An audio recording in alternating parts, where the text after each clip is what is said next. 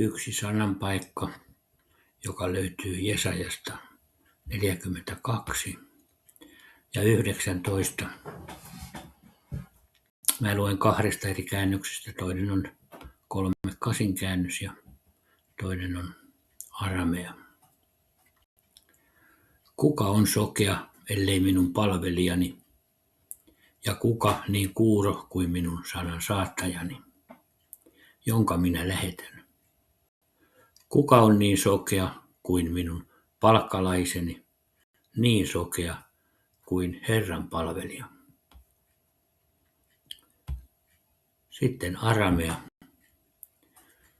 Jos pahantekijä tekee parannuksen, eikö häntä kutsuttaisi minun palvelijakseni? Jopa niitä syntisiä, joita vastaan minä olen lähettänyt profeettojani. Pahantekijöille maksetaan kosto heidän synnistään, mutta jos he tekevät parannuksen, heitä tullaan kutsumaan Herran palvelijoiksi.